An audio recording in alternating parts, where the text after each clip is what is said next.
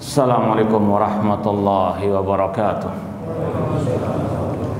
Innal hamdalillah nahmaduhu wa nasta'inuhu wa nastaghfiruh wa na'udzu billahi min syururi anfusina wa min sayyiati a'malina. Man yahdihillahu fala mudhillalah wa may yudlil fala hadiyalah.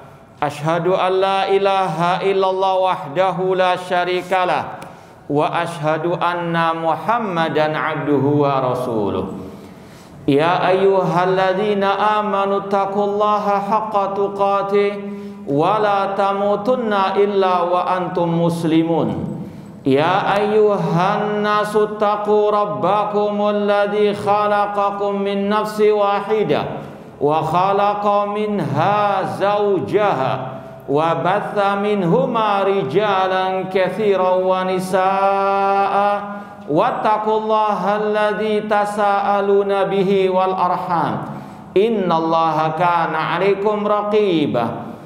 Ya ayyuhalladzina amanu taqullaha wa qulu qawlan sadida yuslih lakum a'malakum wa yaghfir lakum dhunubakum wa may yuti'illaha wa rasulahu faqad faza fawzan 'azima.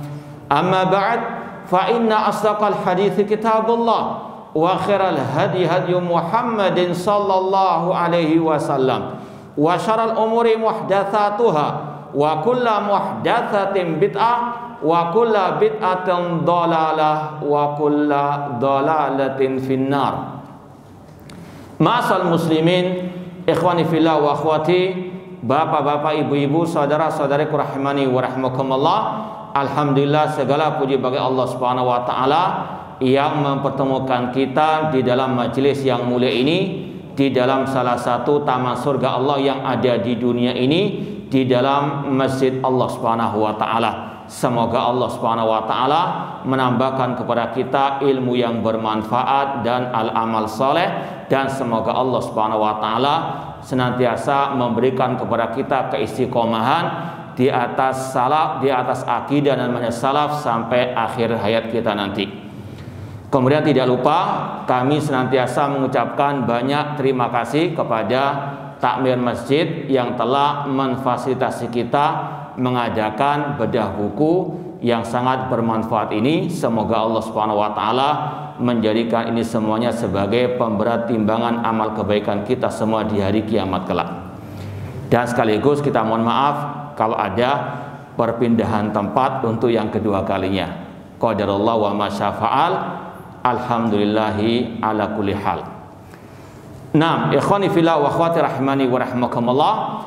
Sebelum kita mengkaji buku ini atau membedah buku ini, di antara motivasi kita membahas hal ini, yang pertama untuk menjalankan firman Allah, wa tawassaw bil haq wa tawassaw bis sabr. Saling wasiat mewasiati di atas kebenaran dan di atas kesabaran. Yang kedua juga mengamalkan firman Allah, wa kadzalika nufassilul ayati wa itastabina sabilul mujrimin. Demikianlah kami, kata Allah, memperinci, memperjelas ayat-ayat kami agar jelas jalan-jalan orang yang menyimpang, orang-orang yang sesat. Ini tujuan Allah menurunkan ayat-ayatnya, di samping untuk menjelaskan kebenaran dan juga untuk menjelaskan kesesatan agar dijauhi oleh manusia. Dan motivasi kita juga melaksanakan kajian ini dalam rangka mengamalkan sabda Rasul, ad-dinu an-nasihat. Agama adalah nasihat, dan sekaligus melaksanakan sabda Rasul yang berkaitan dengan tugas para ulama dan yang mengikuti jejak para ulama. Kata Rasul, yahmilu hadzal ilma min kulli khalafin uduluhu yanfuna anhu tahrifal ghalin wa intihalal mubtilin wa ta'wilal jahilin. Ilmu agama ini senantiasa dibawa oleh para ulama yang adil, yang tugas mereka para ulama dan juga yang mengikuti jejak para ulama adalah yanfuna anhu tahrifal ghalid, membantah tahrif penyelewengan orang-orang yang ekstrim. Ini ada pada kelompok Khawarij, orang-orang yang ekstrim. Yang kedua, wantihalal mubtilin, untuk membantah jalannya orang-orang yang di atas kebatilan, dan mereka Khawarij ahlul batil. Kemudian wa ta'wilal jahilin, dan untuk membantah takwilnya orang-orang yang jahil, dan Khawarij juhala, sebagaimana kata Rasul sallallahu alaihi wasallam.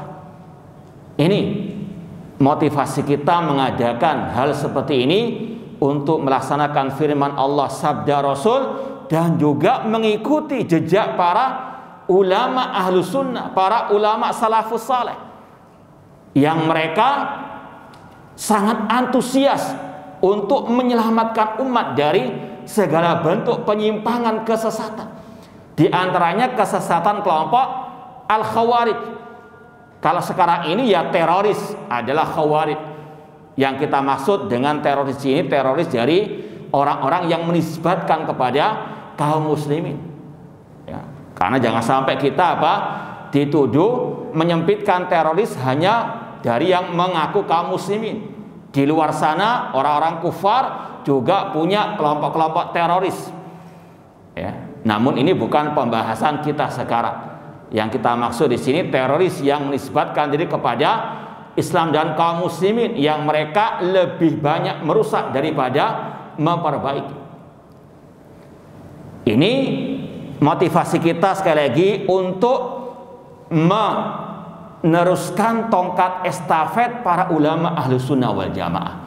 Para ulama sekali lagi sangat antusias, semangat membantah kelompok-kelompok sesat, di antara kelompok Al-Khawarij, baik secara langsung atau secara tersurat maupun tersirat, baik dalam buku-buku yang berkaitan dengan hadis, berkaitan dengan akidah, ataupun yang khusus membantah Khawarij. Contoh yang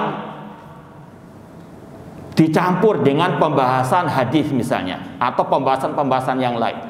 Dalam Sahih Bukhari, Sahih Muslim misalnya, Sunan Abi Daud, dan kitab-kitab hadis disebutkan masalah bantahan terhadap kelompok Khawarij. Dalam Sahih Bukhari misalnya, kalau dibuka kitab Istitabatul Murtadin, diambilnya tobat dari orang-orang yang murtad, ada bab yang berjudul Qatlul Khawarij wal Mulhidin ba'da iqamatil hujjah. Diperintahkan kepada pemimpin kaum muslimin untuk membunuh, memerangi kelompok Khawarij dan orang-orang yang menyimpang setelah tegak hujah atas mereka. Itu ada dalam Sahih Bukhari. Bahkan dalam Sahih Muslim ada bab tahridu qatlil Khawarij, bab dianjurkannya membunuh kelompok Khawarij. Ini dalam kitab-kitab hadis. Kitab-kitab akidah rata-rata ada bantahan kepada kelompok Al-Khawarij, meskipun secara tersirat. Contoh pembahasan masalah tidak boleh mengkafirkan pelaku dosa besar. Intinya itu membantah kelompok Khawarij. Karena itu salah satu akidah kelompok Khawarij, suka mengkafirkan kaum muslimin hanya gara-gara dosa yang mereka lakukan. Demikian pula pembahasan masalah asy-syafa'ah, yaitu syafaat di hari kiamat bagi pelaku dosa besar, itu dicantumkan dalam kitab-kitab akidah untuk membantah kelompok Al-Khawarij. Itu kitab-kitab hadis dan kitab-kitab akidah. Ada lagi kitab-kitab masalah firaq, kelompok-kelompok sesat. Di situ dicantumkan juga kelompok Al-Khawarij, seperti kitab Maqatul Islamin oleh Imam Abil Hasan Al-Asy'ari dan yang lainnya. Demikian pula ulama ahlu sunnah di zaman ini, mereka sangat amat getol untuk membantah pemikiran akidah kelompok Al-Khawarij. Di antaranya Asy-Syaikh Al-Allamah Ali bin Hasan Al-Halabi Al-Athari hafidhahullah ta'ala, rahimahullah ta'ala, yang beliau memiliki banyak jasa dalam membantah, mengkonter kelompok Al-Khawarij, kelompok teroris di abad ini. Bahkan ini ada buku tentang biografi Syekh Ali bin Hasan Al-Halabi rahimahullah ta'ala yang ditulis oleh murid beliau Syekh Ali Abu Haniyah hafidhahullah ta'ala. Di sini dicantumkan tentang salah satu jasa besar Syekh Ali bin Hasan Al-Halabi rahimahullah ta'ala. Kata beliau, yu'tabaru syekh bisyahadatil ulama al-mu'asirin min aktsaril ulama alladzina kana lahumul fadl fi itfa nari fitnatit takfir fi hadzal zaman. Syekh Ali bin Hasan Al-Halabi Al-Athari rahimahullah ta'ala, sesuai dengan persaksian para ulama-ulama abad ini, Syekh Ali bin Hasan termasuk ulama yang paling banyak, paling getol memadamkan api fitnah at-takfir, pemikiran takfir mengkafirkan kaum muslimin atau pemimpin kaum muslimin yang dilakukan oleh kelompok teroris abad ini. Ya. Wa qam'i ru'usit takfir. Beliau membantah habis-habisan tokoh-tokoh kelompok teroris di zaman ini. Ya. Di antara buku-buku beliau yang sangat luar biasa ini Daesh Al-Iraq wa Syam fi mizani sunnah wal Islam. Ini tentang teroris ISIS. Beliau membantah habis-habisan kelompok teroris ISIS. Nggak tahu sudah diterjemahkan belum ini? Sudah ya? Nah, ini sekali lagi salah satu jasa beliau terhadap umat ini dalam membantah kelompok Al-Khawarij. Ya. Dan sudah pernah kita sampaikan sebagian isinya. Adapun yang kita kaji pada kesempatan yang berbahagia ini berkaitan dengan buku ini, aslinya Anwarul Masarij bil Fawaid al Mustambata min Munadharati Habril Ummah Ibni Abbas al Khawarij. Ya, kita terjemahkan dengan judul 100 faedah dialog Ibnu Abbas radhiyallahu anhuma vs Khawarij. Alhamdulillah buku ini sudah cetakan yang kedua. Ya. Ini kenapa kita cetak yang kedua? Yang pertama, alhamdulillah ada muhsinin yang mau mencetak kembali, dibagikan gratisan, jazahumullah khairan. Kemudian yang kedua juga kita yakini apa yang kita lakukan dari terjemahan atau menulis buku pasti banyak kekeliruan, kesalahan. Kata ulama, ya'ballah an yutimma illa kitabahu. Allah enggan menyempurnakan kitab apa saja kecuali kitabnya. Artinya tidak ada yang sempurna, banyak kekurangan, banyak kekeliruan, maka kita revisi.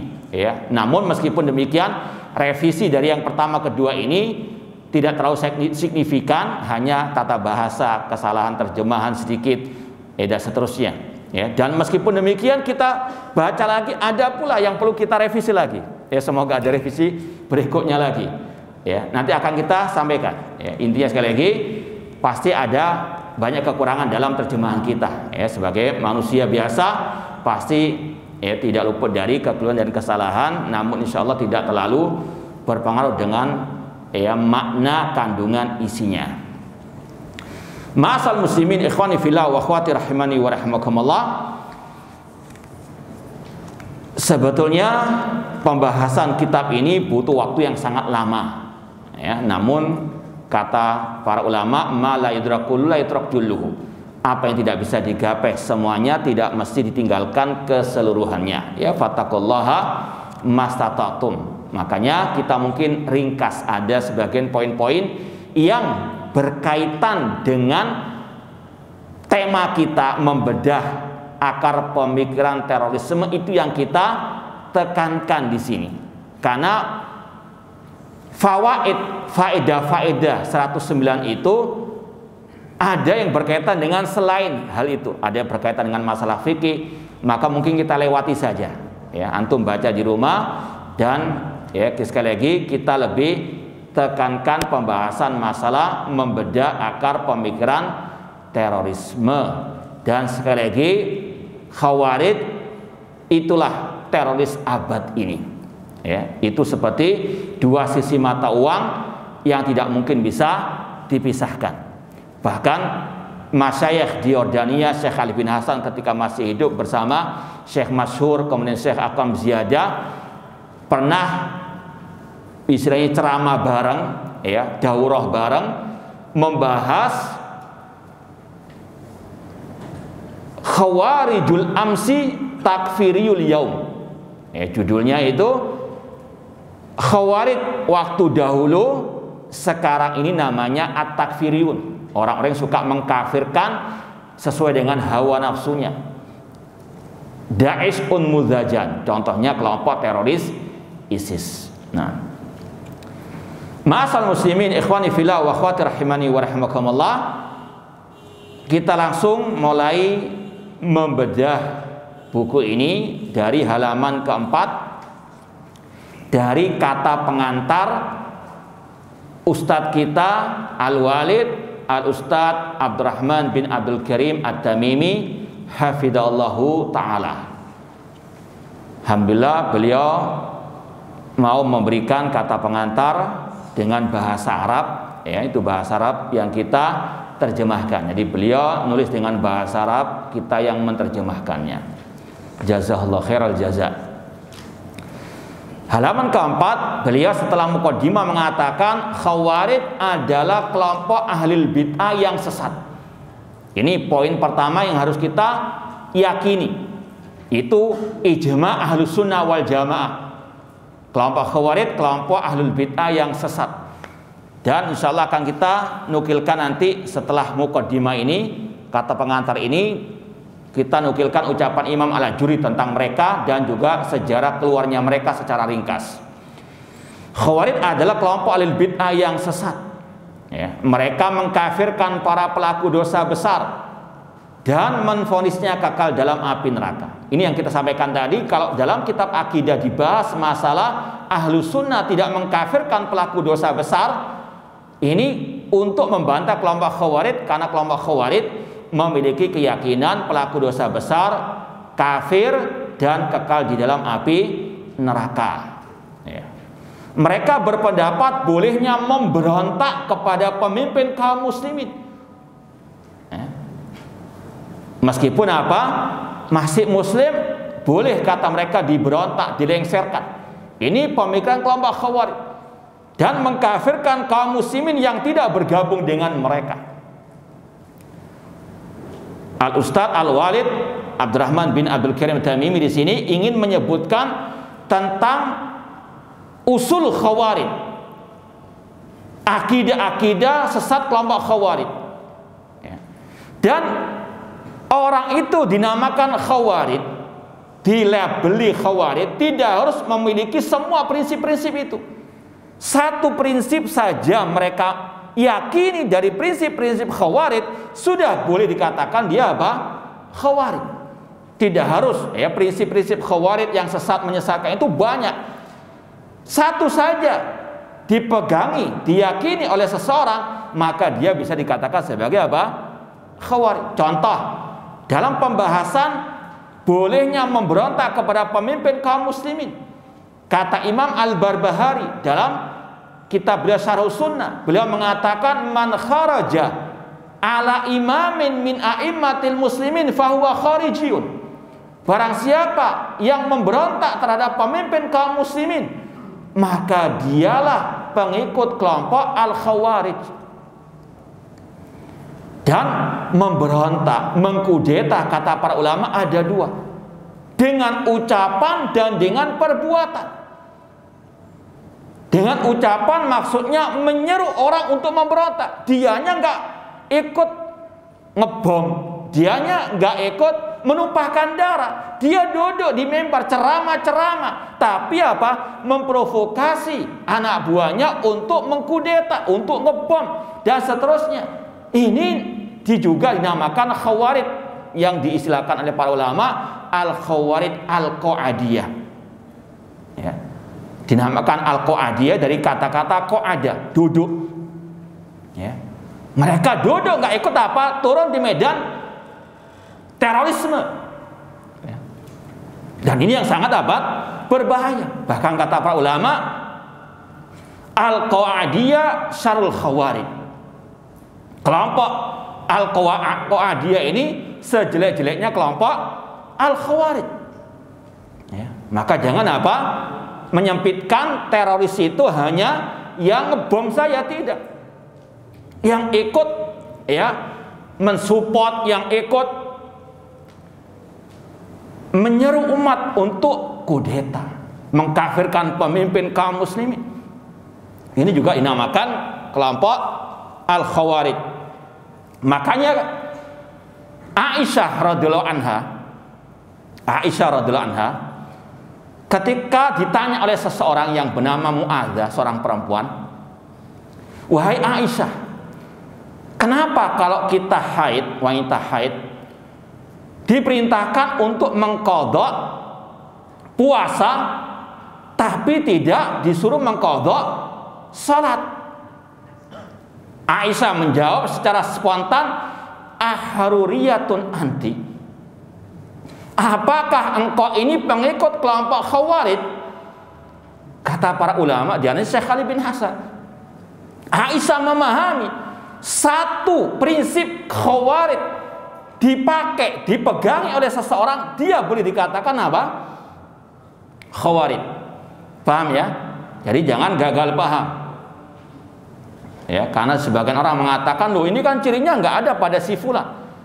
Contoh, dahulu Khawarij itu di zaman awal-awal muncul mereka, ciri mereka itu gundul. Bahkan kata Rasul, simahum at-tahlik, ciri mereka itu gundul. Kalau ada yang mengatakan, loh kan mereka nggak cool, bakal gondrong-gondrong sekarang kan? Kita katakan tidak mesti. Ya, yang paling penting apakah ada salah satu prinsip Khawarij yang ada pada orang tersebut ataukah tidak. Dan yang paling utama yang kita tekankan di sini masalah at-takfir wal khuruj alal hakim. Kenapa mereka dikatakan Khawarij? Karena mereka apa? Kharaju ala imamin min a'immatin muslimin. Karena mereka apa? Memberontak. Minimal dalam hati mereka sudah tidak meyakini tentang pemimpin kaum muslimin yang wajib untuk didengar dan ditaati. Ini sekali lagi yang harus apa? Dipahami. Jadi tidak harus dinamai Khawarij itu kalau ngumpul semua prinsip-prinsip Khawarij. Ya, ini Al-Ustadz Al-Fadil Al-Walid Abdurrahman bin Abdul Karim Tamimi hafizahullah ta'ala menyebut beberapa prinsip-prinsip Khawarij. Yang pertama, mereka mengkafirkan pelaku dosa besar. Mereka menvonisnya kekal dalam api neraka. Mereka membolehkan memberontak kepada pemimpin kaum muslimin dan juga mengkafirkan kaum muslimin yang tidak bergabung dengan mereka. Ya, salah satu prinsip ini dipegang erat oleh seseorang, dialah pengikut Khawarij. Ya, karena sekali lagi ada orang yang gagal paham tentang masalah ini. Pernah kita suatu saat bersama Al-Ustadz Al-Walid Abdul Karim bin Ustadz Abdurrahman bin Abdul Karim Tamimi menasihati satu orang da'i. Ya. Da'i ini dekat dengan suatu syekh di Mekah. Syekhnya ini mengkafirkan Raja Fahad dulu, Raja Saudi Arabia. Jelas-jelas ada saksi yang mendengarkan si syekh ini mengkafirkan Raja Fahad, Raja Arab Saudi, pemimpin kaum muslimin di Saudi Arabia. Kita nasihati Ustadz itu dengan beliau juga hafizahullah ta'ala. Kita katakan hati-hati, syekh ini punya pemikiran Khawarij, dia mengkafirkan Raja Fahad. Sang Ustadz mengatakan, iya betul dia mengkafirkan, tapi nggak bisa dikatakan Khawarij karena dia itu pemikiran person, dia nggak punya organisasi bawah tanah. Kita katakan ya, tidak bisa, cukup pemikiran Khawarij menempel dalam otaknya, itu sudah dinamakan apa? Khawarij. Ya. Pas waktu itu ada daurah juga Syekh Ibrahim Ar-Ruhaili. Kita tanyakan, ya Syekh, bagaimana kalau ada seseorang mengkafirkan Raja Fahad? Kata Syekh Ibrahim Ar-Ruhaili, kalau Raja Fahad dikafirkan, apalagi pemimpin kaum muslimin yang lainnya. Siapa lagi kalau bukan Khawarij orang itu? Ya, meskipun sejelas itu tetap orang itu apa? Bermesraan dan juga menjadi asisten sang Syekh Khawarij tersebut. Intinya sekali lagi, ini ada orang-orang yang gagal paham tentang pembahasan seperti ini, padahal sudah jelas dari penjelasan para ulama. Satu pemikiran Khawarij menempel dalam otak ataupun manhajnya, itulah Khawarij. Paham? Dan memberontak kepada pemimpin tidak harus dengan apa? Bom atau senjata. Cukup dengan orang itu memprovokasi umat untuk kudeta. Itulah namanya pengikut Khawarij. Nah, kemudian Al-Ustaz Al-Walid membawakan hadis-hadis tentang Khawarij. Sudah kita isyaratkan tadi. Ini bisa dilihat dalam Sahih Bukhari, Sahih Muslim, dan juga kitab-kitab As-Sunan.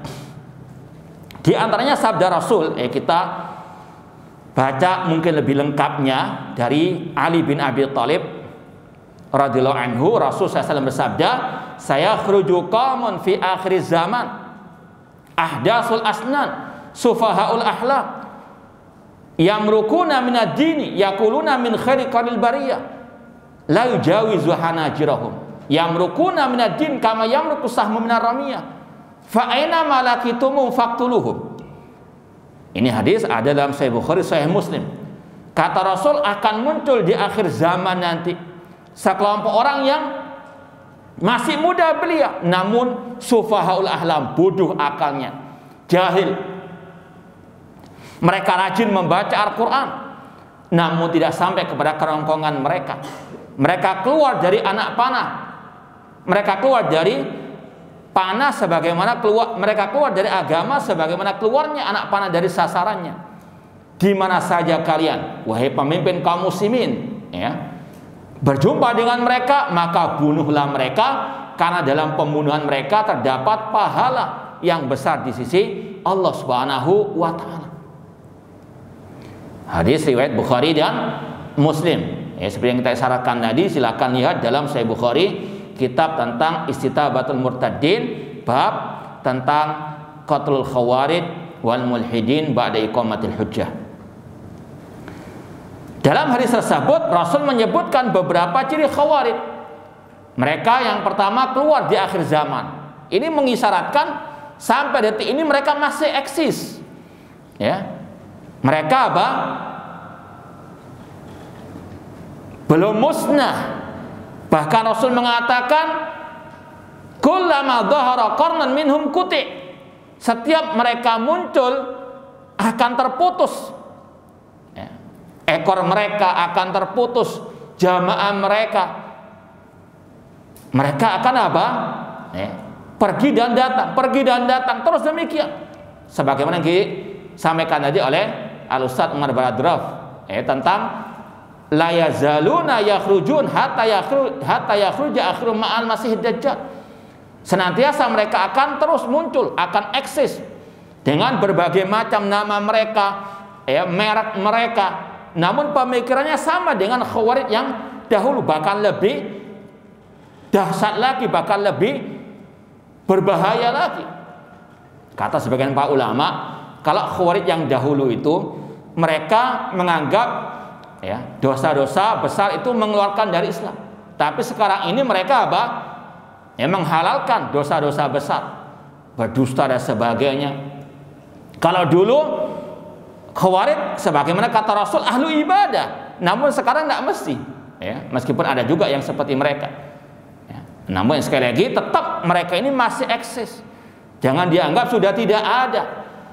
Maka sungguh salah ataupun dikatakan jahil orang-orang yang menganggap tidak ada teroris, tidak ada Khawarij itu. Ini orang yang jahil terhadap agama Islam yang hak, jahil terhadap fakta yang ada di lapangan.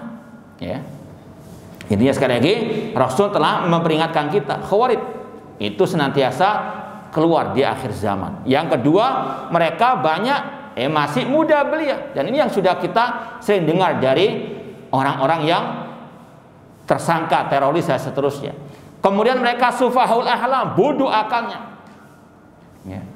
Seperti yang bergabung dengan ISIS dan sebagainya, sampai sana baru sadar, oh ternyata dibohongi, ternyata apa? Dibujui. Berapa banyak yang mereka akhirnya memisahkan diri. Namun sekali lagi ini menunjukkan sufahau al-ahlam. Bahkan nanti akan kita lihat di dialog tersebut. Kemudian kata Rasul, mereka rajin membaca Al-Quran. Dalam riwayat sebagaimana dalam hadis yang Rasul sampaikan, tahqiruna salatakum ma'a salatihim. Kalian wahai para sahabat merasa sedikit salatnya dibandingkan salat mereka. Wa siyamakum ma'a siyami, puasa kalian dibandingkan dengan puasanya mereka. Mereka ahli ibadah. Namun nanti akan kita sampaikan apa manfaatnya ahli ibadah namun di atas kesesatan. Ya. Kemudian kata Rasul, mereka keluar dari Islam sebagaimana keluarnya anak panah dari sasarannya. Sebagian ulama mengatakan ini dalil Khawarij kafir. Ada yang berpendapat demikian dari berbagai ulama mazhab 4. Namun ada pula yang mengatakan mereka tidak kafir, mereka sesat, mereka ahlul bid'ah. Dan ini insya Allah yang rajih, yang lebih kuat. Wallahu ta'ala alam. Kemudian kata Rasul, di mana saja kalian menjumpa dengan mereka, ini ditujukan kepada pemimpin kaum muslimin secara khusus, maka bunuhlah mereka. Ya. Bahkan tadi dalam Sahih Muslim ada bab tahrid qatlil khawarij. Anjuran untuk apa? Memerangi, membunuh kelompok Khawarij karena mereka sangat berbahaya. Ya, orang nggak tahu bahayanya kecuali kalau mungkin keluarganya kena baru sadar, atau mungkin dia kena baru apa? Ngeh istilahnya. Ya. Zaman sahabat saja mereka luar biasa kejinya.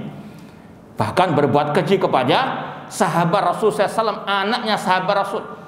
Ketika kelompok Khawarij berjalan di suatu perjalanan, berpapasan dengan anaknya sahabat Rasul, sahabiyun wa ibnu sahabi, seorang sahabat Rasul, anaknya seorang sahabat, yaitu Abdullah bin Khabbab bin Arat radhiyallahu anhu, yang lagi bersama istrinya yang sedang hamil, ditahan, ditawan, kemudian Abdullah bin Khabbab bin Arat dibunuh.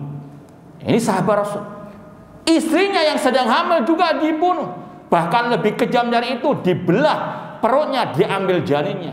Ini kelompok Khawarij dengan kekejaman mereka sejak dahulu kala. Ya. Ini sekali lagi tidak bisa apa? Dibiarkan. Harus apa? Diperingatkan umat dari bahaya pemikiran dan kelakuan mereka.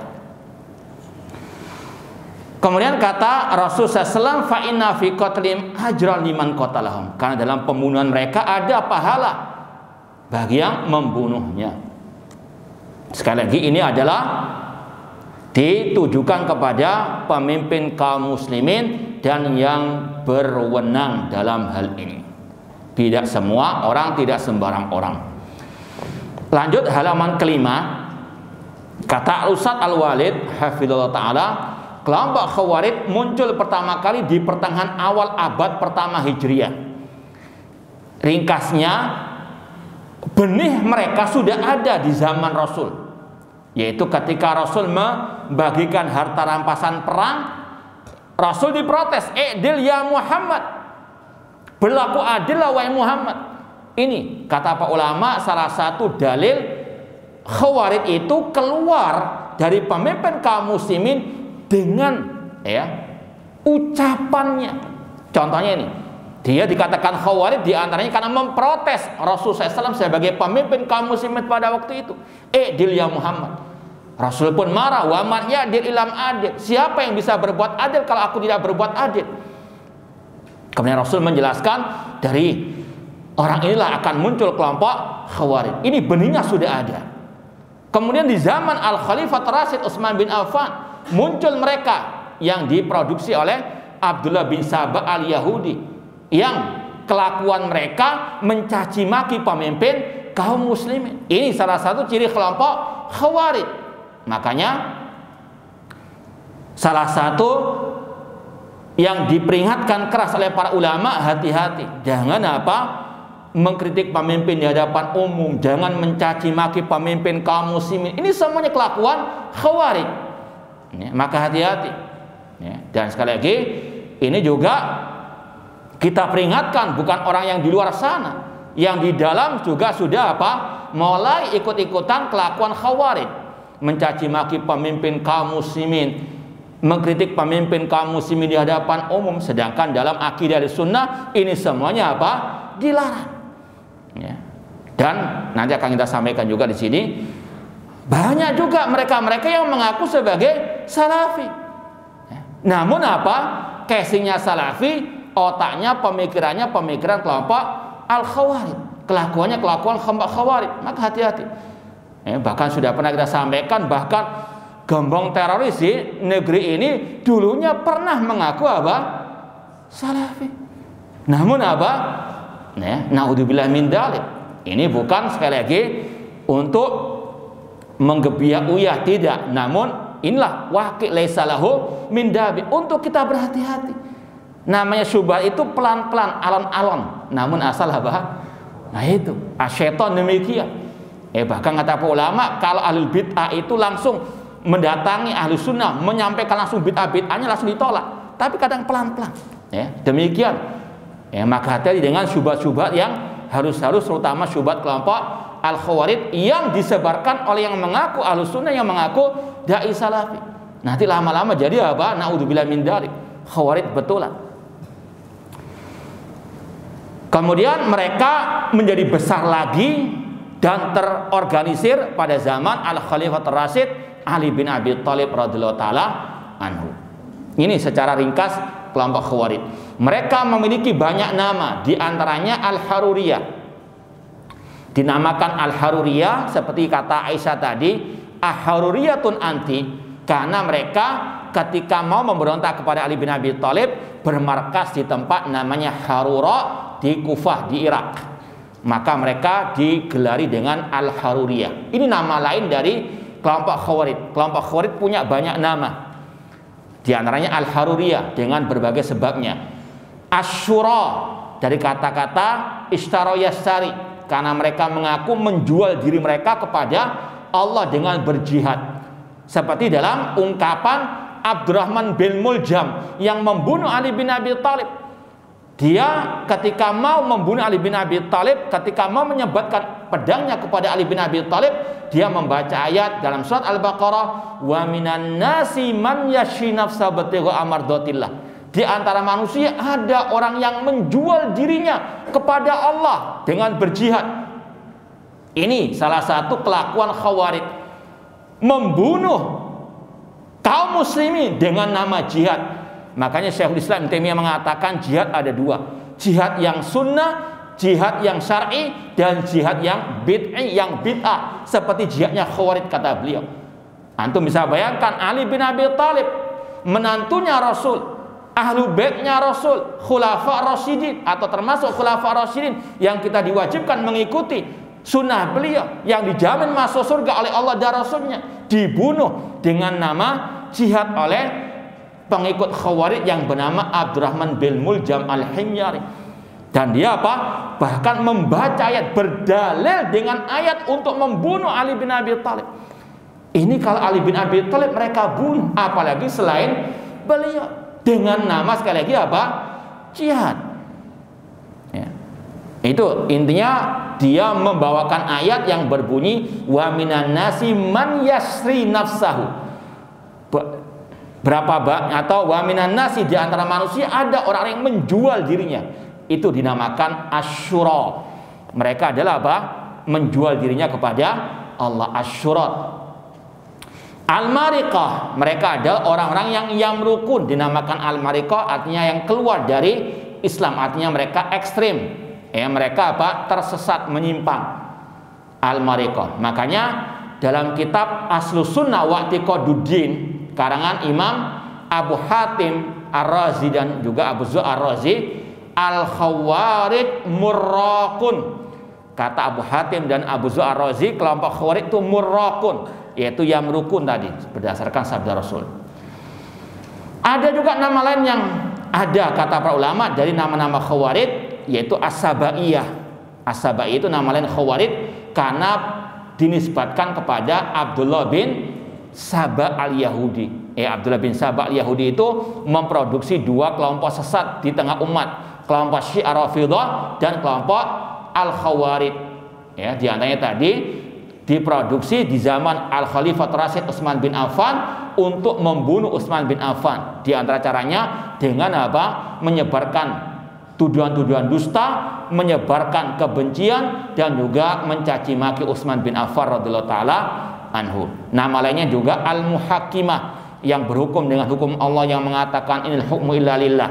Itu nama-nama lain daripada kelompok al-Khawarij. Adapun al-Ibadiyah, di sini disebutkan al-Ibadiyah. Al-Ibadiyah itu sebetulnya nama sekte kelompok Khawarij. Ya, kelompok Khawarij itu banyak sektenya, sebagaimana Syiah Rafidhah. Ada kelompok Ar-Rafidhah, ada namanya Az-Zaidiyah. Nah, kelompok Khawarij juga punya banyak sekte. Di antaranya An-Najdat, kemudian Al-Azhariqah, demikian pula Al-Abadiyah. Kata Syekh Nasir Al-Aql hafizahullah taala dalam kitab beliau tentang Khawarij secara khusus, sekte-sekte kelompok Khawarij sudah punah. Tadi An-Najdah dan sebagainya, kecuali Al-Ibadiyah. Al-Ibadiyah ini masih ada di negeri Oman. Di negeri mana? Oman. Itu markasnya mereka. Sebagaimana kelompok Syiah Rafidhah bermarkas di Iran misalnya. Ini juga sama. Kelompok Ibadiyah satu-satunya sekte Khawarij yang dulunya itu ada sampai detik ini. Mereka masih eksis. Namun bukan berarti pemikiran mereka sudah punah, enggak, namun bergentayangan. Cuma yang masih dengan keaslian nama dan keaslian akidah mereka, Al-Ibadiyah ini masih eksis di Oman. Ini sekte atau salah satu sekte kelompok Al-Khawarij yang dinamakan Al-Ibadiyah kan nisbat kepada pendirinya. Mereka muncul dari waktu ke waktu di setiap tempat dan zaman, sebagaimana kata Rasul tadi, la yazaluna yakhrujun hatta yakhruja akhirul dajjal.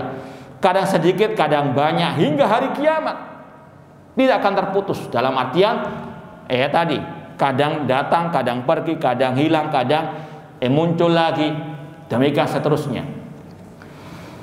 Maka sungguh baik apa yang diucapkan oleh sebagian salaf tentang Khawarij, yaitu mereka membacakan firman Allah surat Al-Kahfi 103 sampai 104 sebetulnya. Qul hal nunabbiukum bil akhsarina amala alladzina dhalla sa'yuhum fil hayatid dunya wa hum yahsabuna annahum yuhsinuna sun'a. Katakanlah wahai Nabi Muhammad, apakah kalian akan kami beritahukan tentang orang yang paling merugi amal ibadahnya, yaitu yang sesat dalam kehidupan di dunia, namun mereka mengira berbuat yang sebaik-baiknya. Kata Ali bin Abi Thalib, ayat ini turun untuk kelompok Al-Khawarij atau itu juga kepada kelompok Khawarij. Mereka berjihad namun jihadnya sesat dan menyesatkan, dan mereka termasuk orang-orang yang merugi. Nah, kita lanjutkan dari ucapan Syekh Ali bin Hasan Al-Halabi Al-Athari hafidhallahu ta'ala rahimallahu ta'ala.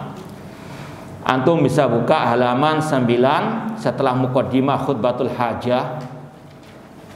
Itu sekilas kita ringkas saja. Beliau ingin menyampaikan pesan tentang bagaimana sikap ahli sunnah terhadap pemimpin negerinya. Beliau di sini memuji, memuliakan, menghormati Raja Yordania, Raja Abdullah, Raja Yordania, yang beliau dengan lantangnya mengecam, membantah kelompok Al-Khawarij dengan istilah yang syar'i. Sekali lagi, ini yang sebetulnya harus ditiru oleh Ahlus Sunnah wal Jamaah As-Salafiyyin. Untuk menghormati pemimpin negerinya, pemimpin kaum muslimin. Bukan malah mencaci makinya, mengatakannya panen dosa, memelototi umat Islam dan seterusnya. Nah, ini kelakuannya Khawarij, kelompok Abdullah bin Sabah. Naudzubillah min dzalik. Kata Syekh Ali bin Hasan, atau buka halaman 10, Raja Abdullah pada waktu itu memperingatkan umat dari bahaya pemikiran ekstrem yang menyimpang, yang menisbatkan diri kepada Islam sedangkan Islam berlepas darinya, semisal kelompok teroris ISIS dan yang berkaitan dengannya. Apalagi mungkin antum pernah dengar juga kisah bagaimana seorang pilot Yordania dibakar hidup-hidup oleh kelompok teroris ISIS. Naudzubillah min dzalik. Mereka sangat dekat dengan kekejaman kelompok ISIS. Makanya mereka, para ulama, tidak tinggal diam membantah habis-habisan kelompok Khawarij tersebut. Luar biasa kejamnya mereka. Bahkan Nanti akan kita sampaikan ucapan Imam Ibnu Katsir rahimahullah taala, "Lau qau haula'il khawarij la afsadul arda kullaha Iraqan wa Syaman." Kata Imam Ibnu Katsir rahimahullah taala, seandainya kelompok Khawarij itu punya kekuatan, mereka akan merusak di atas muka bumi ini semuanya, mulai dari negeri Irak sampai negeri Syam. Ini kata Syekh Ali bin Hasan. Bisa jadi di zaman Imam Ibnu Katsir mereka juga punya kekuatan seperti dulu awal-awal munculnya apa? Kelompok teroris ISIS kan munculnya dari mana? Irak dan Suriah waktu itu.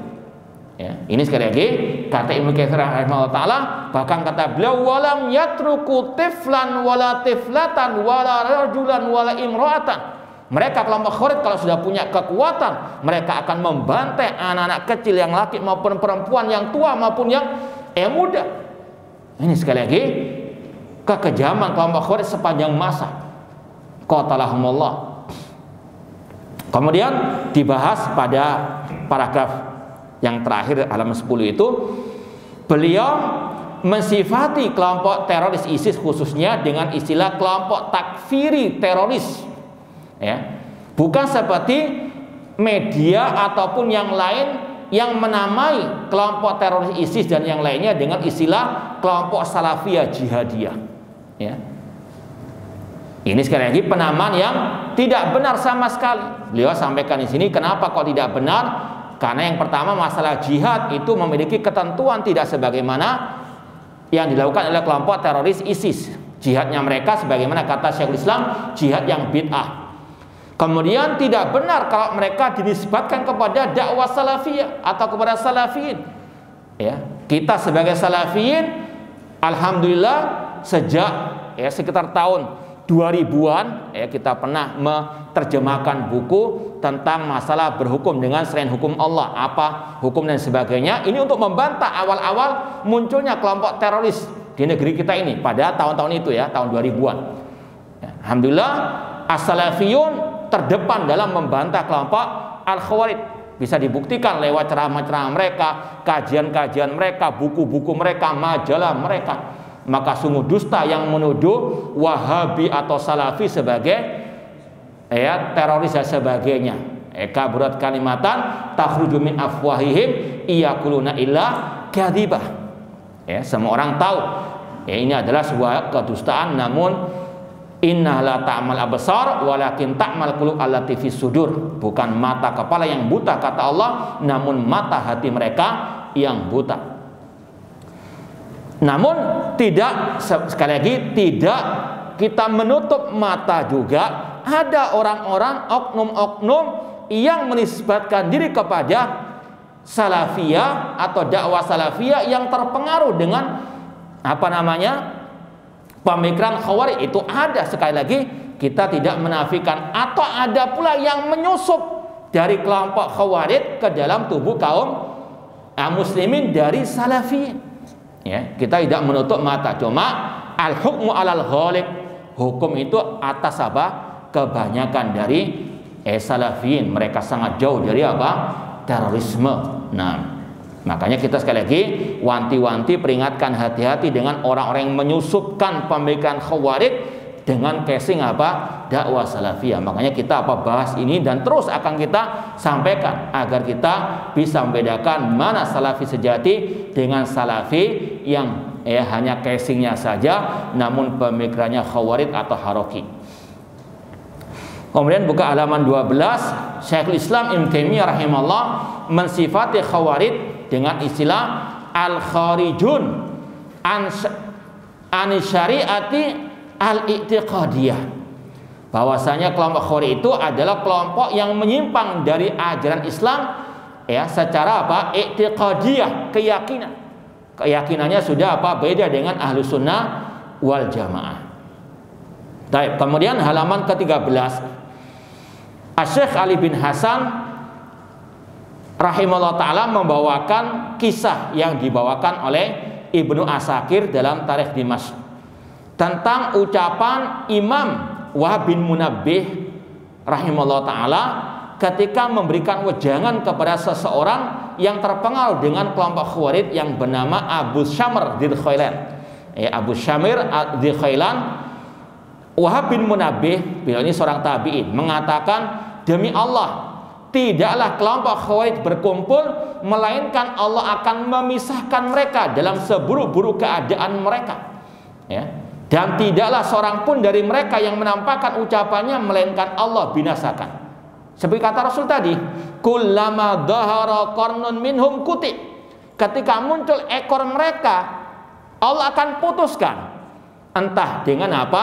Diberantas oleh para ulama pemikiran mereka atau diberantas oleh pemimpin kaum muslimin. Itu ya suatu yang wajib kita yakini. Kullama dhahara minhum qarnun kuti. Kemudian kata beliau, seandainya Allah menguatkan pemikiran kelompok Khawarij, maka akan rusak bumi ini.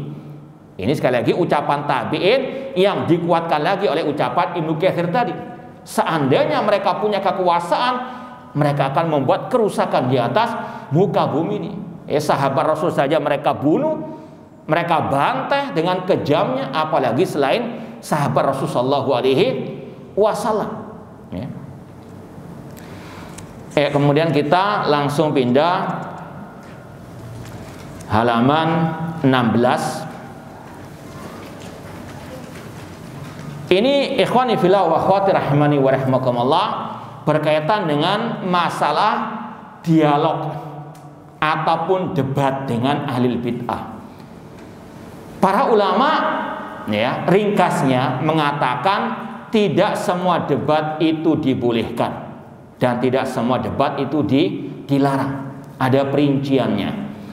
Kalau kata Syekh Utsaimin dalam kitab Lumatul I'tiqad, Syarah Lumatul I'tiqad yang sudah pernah kita ajarkan juga, alhamdulillah, beliau mengatakan ada debat yang tercela, ada yang terpuji. Yang terpuji itu kalau tujuannya untuk menegakkan kebenaran, memberantas kebatilan. Itu namanya al-jidal al-mahmud. Adapun yang madhmum, yang tercela, yang tujuannya untuk menghancurkan kebenaran. Dan kalau kita lihat dalam kitab-kitab akidah salaf, banyak larangan debat dengan ahli bidah. Sebagaimana kata Imam Ahmad rahimahullah dalam awal kitab Ushulus Sunnah, beliau mengatakan Ushulus Sunnah indana at-tamassuk bima kana ali ashab Rasul sallallahu alaihi wasallam wal iktida'u bihim wa talqul bid'ah wa kulluha dhalalah. Kata Imam Ahmad rahimahullah, prinsip akidah kita berpegang teguh dengan ajaran para sahabat Rasul dan mengikuti ajaran mereka dan meninggalkan segala bentuk kebid'ahan, dan setiap bid'ah itu sesat. Wa tarkul mira wal khusumat wal julus ma'alil bid'ah, dan meninggalkan debat kusir serta duduk bersama ahli al-bidah. Bahkan beliau kuatkan lagi wa tarkul mira wal jidal wal khusumat fid din, dan meninggalkan debat kusir dalam urusan agama. Dari sinilah kata Syekh Abdul Aziz Ar-Rais hafizallahu taala, ini kita nukilkan dari buku beliau Al-Minnah fi Syarh Ushulus Sunnah. Ini syarah Ushulus Sunnah Imam Ahmad yang kita bacakan tadi. Ringkasnya kata beliau, wa yambaghi an yu'lam anna ahla sunnah mujmi'un ala hurmati munadharati wa mukhasamati alil bidah. Wajib diketahui bersama, ahlu sunnah sepakat melarang debat kusir dengan ahli bid'ah. Wa anna ahlal bid'ah la yunadharun, tidak boleh mereka didebat. Bal yuhjarun, bahkan wajib untuk mereka dijauhi. Wa qad hakal ijma' katsirun, banyak ulama ahlu sunnah menceritakan ijma' ulama tentang hal ini. Ini kesepakatan ulama, tidak boleh berdebat kusir dengan ahli al-bidah. Wa qarrarahu min mu'taqadi al-sunnah jama'atun kalalikai wal ajri wa ghairuhum, dan ulama sepakat mengatakan ini adalah akidahnya ahli sunnah wal jamaah. Kemudian kata beliau, wa qad yuntaqal an hadal asal wa huwa munadharat ahli bidah li maslahatin rajihah. Namun boleh debat dengan mereka kalau memang kemaslahatannya lebih banyak. Artinya harus ada pertimbangan maslahat dengan apa? Mafsadah. Dan juga siapa yang berdebat? tidak asal-asalan. Ya. Harus apa? Al ulama nanti akan ada isyarat dari Syekh Ali bin Hasan Al-Halabi hafizallahu ta'ala rahimallahu ta'ala. Kemudian disampaikan di sini sebagaimana debatnya Abdullah bin Abbas dengan kelompok Al-Khawarij. Dan lebih ditekankan lagi, yang diharamkan debat kusir dengan ahlul bidah tentunya adalah masalah al-aqidah. Ya. Faidan al-munadarat fil masail fiqhiyah jaizun fil ijma' wa innamal madhmum al-munadarat fil i'tiqad wa fil bidah. Kata Syekh Abdul Aziz Ar-Rayis hafizallahu ta'ala, kesimpulannya debat dalam masalah fikih itu boleh secara ijma'. Namun debat dalam masalah akidah, masalah kebid'ahan ini secara asal tidak dibolehkan, kecuali kalau ada apa? Kemaslahatannya. Jadi sekali lagi, sebagaimana hukum babi itu haram kecuali apa? Darurat. Nah, sama dengan ini, hukum debat tentang akidah dengan ahli bid'ah secara asal itu haram kecuali kalau ada apa? Maslahat yang lebih besar. Ya, maka jangan asal-asalan apa? Debat sana debat sini, harus betul-betul dipahami kaidah-kaidah Ahlussunnah tentang hal ini. Nah, itu pembahasan masalah debat. Jadi ada yang tercela, ada yang terpuji. Kemudian kita mau ringkas saja, karena waktunya semakin sempit, semakin mepet. Ya. Halaman 17 ini ada kesalahan cetak, kesalahan tulis, kesalahan terjemahan juga. Itu kata-kata Abu Zamil. Antum dapatkan halaman 17. Ya, perawi debat ini menceritakan kepada kami Abu Zamil, yang benar Abu Zumail. Yang benar Abu Zumail. Makanya sekali lagi, semoga bisa kita revisi di cetakan yang akan datang. Abu Zumail. Abu Zumail menceritakan, dan dia termasuk orang yang terkena pengaruh kelompok Khawarij pada waktu itu. Abu Zumail Al-Hanafi. Al-Hanafi di sini bukan ikut mazhab Abu Hanifah, bukan. Ini sebelum Abu Hanifah. Ya, Abu Zumail Al-Hanafi itu nisbat kepada Bani Hanifah. Bani Hanifah, bukan pengikut mazhab Hanafi. Ya, kita baca agak cepat ya, halaman 17. Ketika Al-Haruriyah Khawarij mengasingkan diri, dan jumlah mereka waktu itu 6.000, ada khilaf tentang jumlah angka di sini. Mereka sepakat untuk memberontak kepada Ali bin Abi Thalib, sedangkan para sahabat Nabi SAW bersama beliau. Setiap kali ada orang datang menemui beliau, mereka selalu berkata, "Wahai Amirul Mukminin Ali bin Abi Thalib, sesungguhnya mereka akan memberontak kepadamu." Beliau menjawab, "Biarkan mereka hingga mereka mulai memberontak, karena aku tidak akan memerangi mereka hingga mereka memerangiku, dan mereka akan melakukannya." Dan mereka berada di tempat pengasingannya dalam keadaan murka, yaitu kelompok Khawarij Al-Haruriyah. Suatu hari, kata Abdullah bin Abbas, aku menemui beliau Ali bin Abi Thalib saat sholat duhur. Maka aku berkata kepada Ali bin Abi Thalib, "Wahai Amirul Mukminin, tunda dulu waktu iqamah sholat hingga udara sedikit dingin, jangan sampai terlewat olehku," yaitu sholat duhur berjamaah. "Karena aku ingin mendatangi mereka dan berdialog dengan mereka." Beliau berkata, "Sesungguhnya aku mengkhawatirkan dirimu dari mereka." Karena mereka ini orang-orang yang bengis.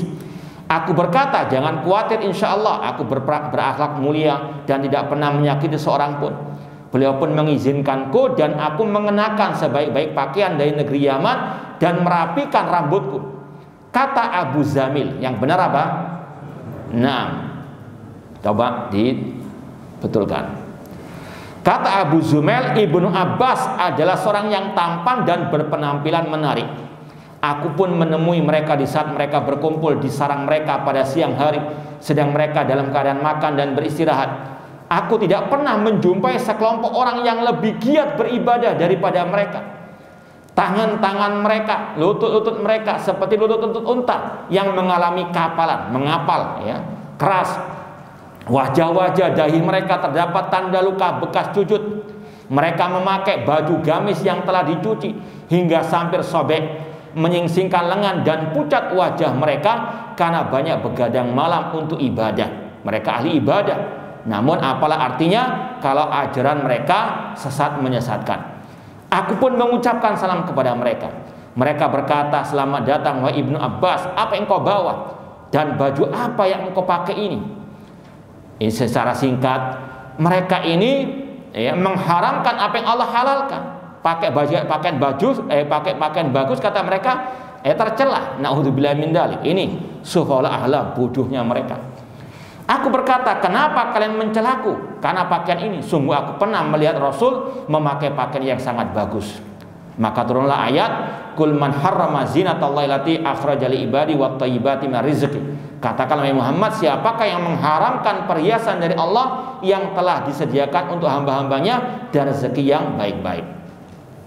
Mereka berkata, apa yang kau bawa? Aku menjawab, aku datang untuk menyampaikan pesan dari para sahabat Nabi, dari kalangan Muhajirin dan Ansor, dan dari menantu Rasulullah SAW, yaitu Ali bin Abi Thalib radhiyallahu anhu, yang mana Al-Quran diturunkan kepada mereka. Mereka adalah orang yang paling paham tentang tafsir Al-Quran daripada kalian.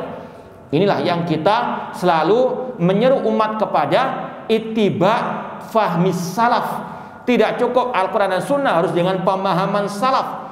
Kelompok Khawarij mereka pakai ayat, pakai hadis, namun mereka tidak memakai pemahaman para salaf. Makanya Abdullah bin Abbas mengatakan, mereka para sahabat yang lebih paham tentang tafsir Al-Quran daripada kalian. Dan tidak ada seorang pun dari kalian yang merupakan sahabat Rasulullah SAW. Aku akan menyampaikan kepada kalian apa yang mereka ucapkan, dan aku akan menyampaikan kepada mereka tentang apa yang kalian ucapkan. Kemudian sebagian kelompok Khawarij berkata, jangan kalian berdebat dengan kaum Quraisy, karena Allah berfirman, balhum qaumun khasimun, sebenarnya mereka adalah kaum yang suka bertengkar. Ini memutarbalikkan fakta, ya. Yang suka ngeyel kelompok Khawarij, namun diputarbalikkan Abdullah bin Abbas yang suka apa? Berdebat, ya. Ada orang-orang sekarang juga demikian. Mereka yang akhlaknya seperti serigala berbulu domba, namun menuduh orang lain tidak berakhlak. Naudzubillah min dzalik, ya. Bahkan ini sekedar mengkantar mereka. Pernah suatu saat kita ini, kita sampaikan saja bahwa tuduhan-tuduhan sekarang ini seperti itu. Wah, ini terlalu keras, nggak berakhlak mulia, ya. Bahkan pernah kita itu di SMS satu orang, kita sudah tahunan, menerima kajian dia, kita terimalah, kita diundang ke sini ikut ya. Suatu saat kita ada kesibukan, kita tolak. Tapi apa jawabannya? Memang di antara kita ada yang tidak berakhlak mulia. Gara-gara apa? Kita nggak mau ikut di kajiannya, ataupun kita tidak mau memenuhi undangan kajian. Ini yang nggak berakhlak siapa? Ustadznya atau yang dia sebagai murid sebetulnya kan, yang undang kajian. Ketika kita punya udzur, kita tolak, dikatakan kita nggak berakhlak apa? Intinya apa sekarang ini? Orang dituduh nggak berakhlak mulia kalau nggak ikut hawa nafsunya, nggak ikut apa? Seleranya. Paham? Bahkan ada lagi yang lebih kejam. Ada satu orang menyuruh santrinya untuk memboikot Ustadz Fulan. Santrinya nggak mau. Apa yang dilakukan? Teror habis-habisan. Naudzubillah min dzalik. Dituduh apa? Tidak berakhlak mulia. Padahal santri itu menolak karena ustadznya menyuruh kepada apa? Kesesatan, kemaksiatan. Bang, gara-gara santrinya nggak mau sami'na wa ta'na kepada dia, dikatakan tidak berakhlak mulia. Sekarang hati-hati dengan tuduhan-tuduhan yang suka memutarbalikkan fakta tersebut. Ya, ini sekali lagi yang juga dialami oleh Abdullah bin Abbas radhiyallahu taala anhuma. Kemudian sebagian mereka 2 atau 3 orang mendekat kepadaku seraya berkata, sungguh kita akan berdialog dengannya dan kita lihat apa yang dia akan sampaikan seandainya engkau berbicara dengan mereka. Aku berkata, beritahukan kepadaku apa yang kalian protes terhadap sepupu Rasulullah SAW dan menantu beliau, seorang sahabat yang pertama kali beriman kepada beliau, dan para sahabat dari kalangan Muhajirin dan Ansor yang mendukung beliau. Mereka mengatakan ada 3 hal yang diprotes. Ringkas, kita mau ringkas saja. Yang pertama, mereka mengatakan Ali bin Abi Thalib tidak berhukum dengan hukum Allah. karena dia berhukum dengan manusia ketika ada perjanjian damai dan mengatakan inil hukmu illa lillah. Ini yang diprotes oleh mereka. Yang kedua, kenapa Ali bin Abi Thalib tidak membunuh dan tidak menawan tawanan ketika perang Jamal, ketika ada khilaf di antara Aisyah dengan Ali bin Abi Thalib? Kenapa tidak ditawan? Yang ketiga, kenapa Ali bin Abi Thalib menghapus gelarnya Amirul Mukminin? Kalau dia bukan Amirul Mukminin, berarti apa? Amirul Kafirin. Ini istilahnya sumbu pendek dan otak pendeknya kelompok Khawarij. Gara-gara menghapus gelar Amirul Mukminin langsung dicap sebagai Amirul Kafirin. Semudah itu mengkafirkan Ali bin Abi Thalib. Maka Abdullah bin Abbas menjawab, adapun Ali bin Abi Thalib mengutus juru damai ketika berselisih dengan Muawiyah, itu sesuai dengan perintah Allah. Allah saja menyuruh suami istri ketika ada masalah rumah tangga, mau cerai misalnya, disuruh dulu apa? Mengutus juru damai dari laki-laki dan perempuan, dari pihak laki-laki dan pihak apa? Perempuan. Itu bukan apa? Suatu yang salah. Itu sesuai dengan hukum Allah. Paham? Jadi Ali bin Abi Thalib ketika mengutus juru damai dengan Muawiyah itu, Ali bin Abi Thalib berhukum dengan hukum Allah. Namun itulah ahlu al-bidah, asal comot ayat namun tidak paham isinya. Padahal sekali lagi itu sesuai dengan firman Allah tentang juru damai, tentang masalah keluarga. Kalau masalah keluarga saja boleh mengutus juru damai, apalagi masalah yang besar. Kemudian masalah yang berikutnya, Ali bin Abi Thalib dituduh kenapa memerangi namun tidak menawan Aisyah. Kata Abdullah bin Abbas, apakah kalian akan menawan Aisyah? Padahal dia ada Ummul Mukminin. Kalau kalian mengaku dia Ummul Mukminin, beliau Ummul Mukminin, tidak boleh ditawan. Kalau kalian tidak mengakui beliau Ummul Mukminin, kalian kafir. Karena Allah mengatakan bahwasanya an-nabiyyu aula bil mu'minin min anfusihim wa azwaji ummahatuhum. Kemudian masalah Ali tidak mau menulis atau menghapus gelarnya Amirul Mukminin, kata Abdullah bin Abbas, Rasulullah juga pernah melakukannya. Ketika perdamaian Hudaybiyah, Rasul tidak dibolehkan menulis kata-kata Muhammad Rasulullah. Apakah hanya sekedar Rasul menghapus gelarnya Rasulullah, tidak jadi Rasul? Ini sekali lagi sufahaul ahlam, bagaimana kebodohan kelompok Al-Khawarij. Ini secara ringkasnya dialog Abdullah bin Abbas radhiyallahu anhu dengan Khawarij. Sekarang kita baca faedah dari dialog tersebut. Sekali lagi karena waktunya terbatas, kita agak percepat sedikit, namun insya Allah pesan-pesannya sudah nyampe. Yang pertama, bahaya mengikuti perasaan yang tidak terarah. Agama itu dengan dalil, bukan dengan perasaan. Wah, kita kan kaum muslimin di Palestina dijajah oleh Yahudi, kita balas dendam. Di Indonesia kita bakar misalnya tempat-tempat ibadah orang kafir. Apa hubungannya? Ini sekali lagi apa? Mengikuti perasaan, semangat yang membarat tanpa apa? Dalil Al-Quran dan Sunnah Rasulullah SAW. Ini bahaya kelompok Khawarij. Makanya ulama mengatakan al-atifatu tatba'uha al-asifah. Mengikuti perasaan itu bisa mendatangkan apa? Badai. Islam itu bukan dengan baper, namun dengan apa? Dalil Al-Quran dan Sunnah Rasulullah SAW dengan pemahaman para salafus saleh. Yang kedua, pentingnya ilmu dan keutamaan para ulama. Makanya dakwah salafi itu selalu menekankan al-ilmu qoblal qawli wal amal. Ilmu sebelum kita berucap, sebelum kita apa? Beramal. Kelompok Khawarij sesat di antara sebabnya mereka berjihad tanpa ilmu.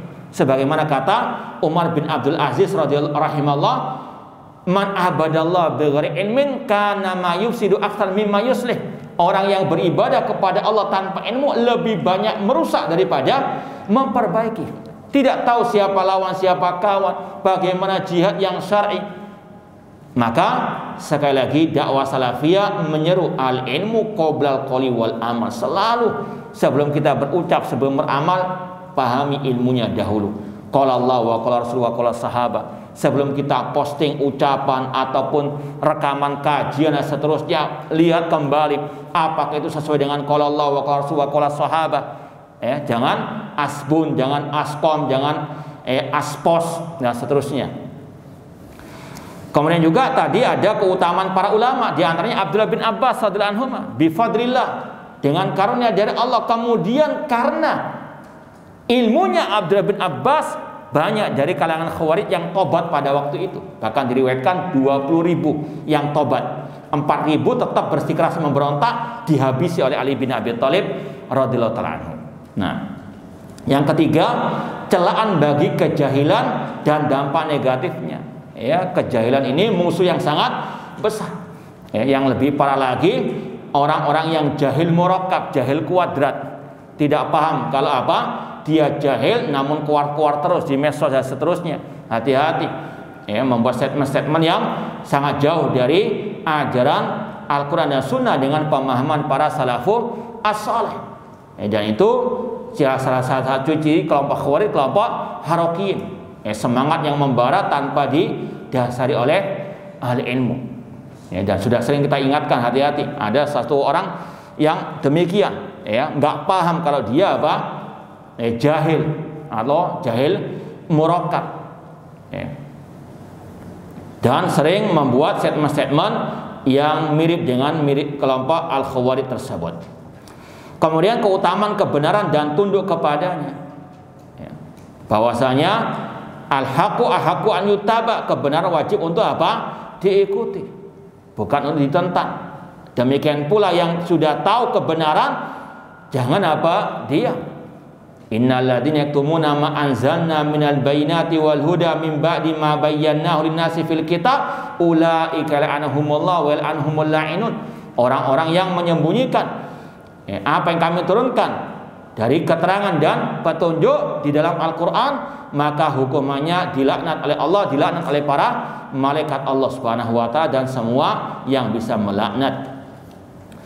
Poin yang kelima, mengikuti jejak salafus saleh baik secara ilmu maupun amal merupakan penyelamat di dunia maupun di akhirat. Ini kembali kepada ucapan Abdullah bin Abbas tadi, bahwasanya pemahaman sahabat yang wajib diikuti karena mereka lah yang tahu bagaimana mentafsirkan Al-Quran yang benar.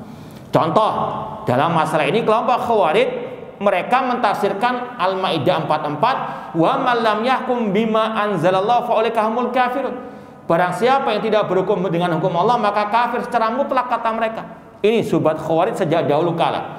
Bahkan kata Imam Al-Ajuri rahimahullah, ini yang didengungkan oleh kelompok Khawarij dari ayat-ayat yang mutasyabihat. Padahal Abdullah bin Abbas radhiyallahu anhu mengatakan kufrun la yanqulu anil millah, itu kekafiran yang tidak mengeluarkan dari al-Islam. Kufrun duna kufrin, kufur kecil.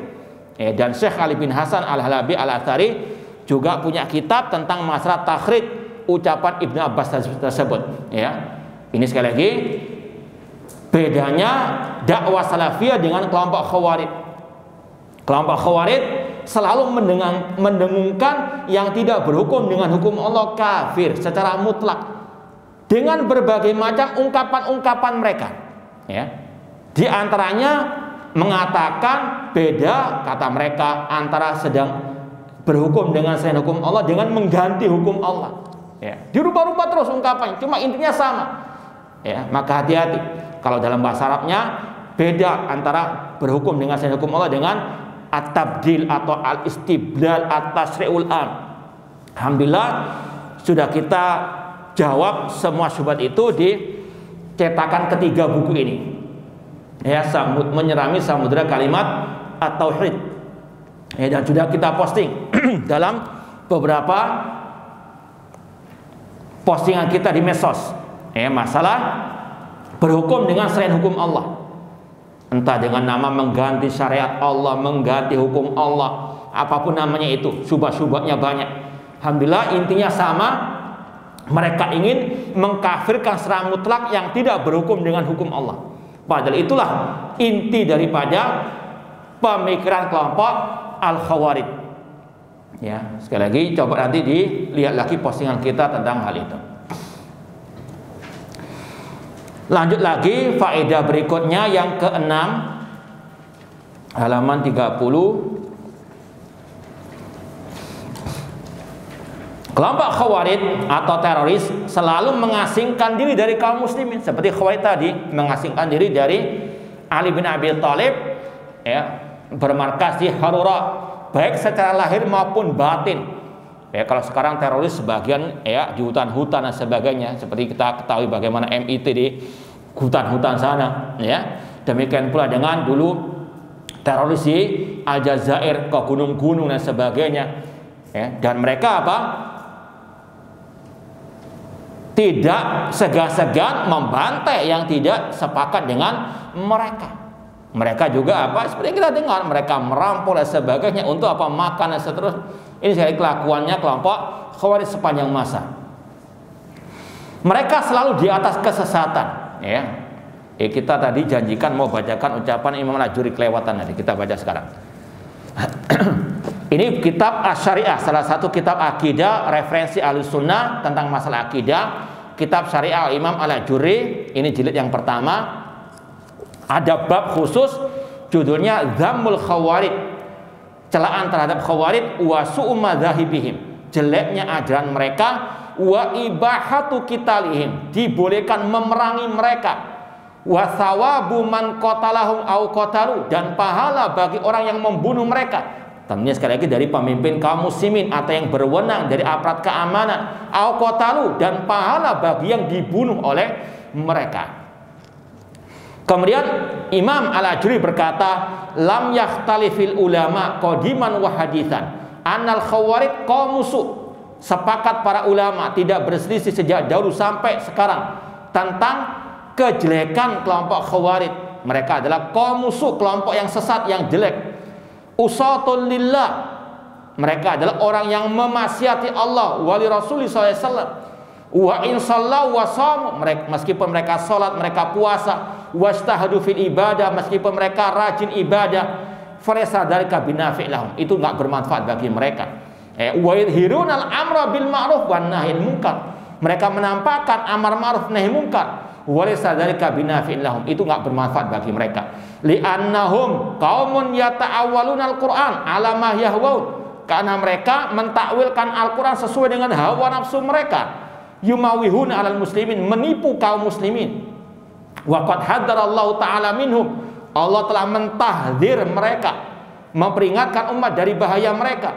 Wa haddaran nabiyya sallallahu, dan demikian pula dengan Nabi mentahdzir umat dari mereka. Wa haddarana al-khulafa ar-rasyidin wa ba'dahu, demikian pula khulafa ar-rasyidin. Wa haddarana as-sahabah, para sahabat juga demikian, memperingatkan kita dari bahaya mereka. Wa man tabi'ahum bi ihsan, dan yang setelah para sahabat. Kemudian kata Imam Al-Ajuri, wal khawarij humus syuratu al-anjas al-arjas. Kelompok Khawarij itu adalah orang-orang yang temperamental, al-anjas, ya kalau kita terjemahkan najis, wal arjas, yang keji, ya. Wa man kana ala madhabihim min sayr khawarij yatawarasuna hadal madhab. Kelompok Khawarij sampai sekarang demikian ciri-ciri mereka, qadiman wa haditsan.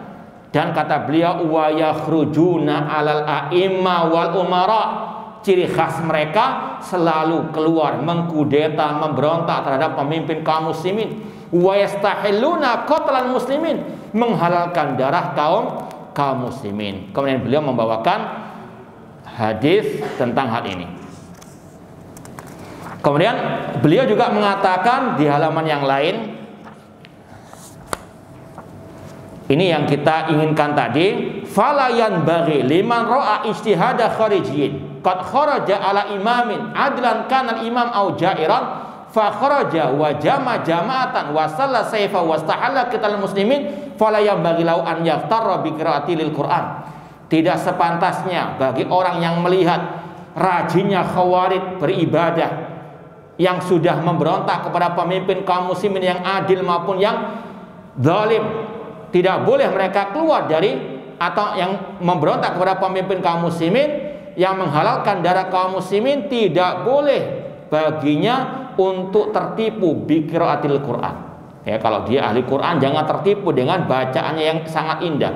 Wala bituli qiyami fi shalat, jangan tertipu dengan panjangnya salat ketika dia salat. Wala bidawami shaumi, jangan tertipu dengan terus menerusnya dia puasa. Wala bihusni alfadhi fil ilmi, jangan pula tertipu dengan retorika yang indah ketika ceramah. Idza kana madhabu madhabal khawarij, kalau madhabnya itu madhab khawarij. Nah, lanjut lagi faedah berikutnya, mereka ini di atas kesesatan dan minoritas. Sudah sering kita sampaikan, minoritas mayoritas bukan dalil kebenaran atau kesesatan. Ya, yang paling utama kita tahu kebenaran itu mengikuti qala Allah wa qala Rasul wa qala as-sahabah. Yang menyelisih itulah yang batil, banyak atau sedikit. Ini sudah batil sedikit lagi. Ya, ini bukan apa ghuraba yang kata Rasul fatu balil ghuraba. Ya, harus kita apa pahami betul al-ghuraba yang di atas sunnah Rasul, di atas akidah Rasul, akidah para sahabat Rasul, meskipun apa sedikit. Itulah ahlus sunnah al-firqatun najiyah al-ghuraba. Mereka bersatu di atas akidah dan pemikiran yang menyesatkan, yang sudah jelas-jelas kita baca saja. Kemudian di antara kesesatan mereka yang menonjol adalah memisahkan diri dari barisan kaum muslimin dan pemimpin kaum muslimin. Dengan apa? Pemikirannya, ucapannya, ataupun dengan perbuatannya. Meskipun yang bersama para pemimpin tersebut adalah sebaik-baik manusia sebagaimana Ali bin Abi Thalib tersebut. Kemudian orang-orang yang baik selalu menasihati pemimpin mereka dan memperingatkan mereka dari segala mara bahaya. Kita tambahkan di situ dengan ucapan yang lemah lembut dan tersembunyi. Ini bedanya Ahlussunnah dengan kelompok Khawarij. Kalau kelompok Khawarij seperti tadi, Rasul saja mereka langsung apa? Protes di hadapan umum, "Iqdil ya Muhammad." Ya, ini kelakuannya kelompok Khawarij, mengkritik pemimpin di hadapan umum seperti yang dicontohkan oleh nenek moyang mereka Dzul Khuwaisirah At-Tamimi di kisah memprotesnya terhadap Rasulullah SAW. Langsung pindah halaman 31 poin ke-15. Khawarij atau teroris tidak langsung diperangi hingga mereka yang memulai terlebih dahulu memberontak. Ini pendapatnya Ali bin Abi Thalib tadi.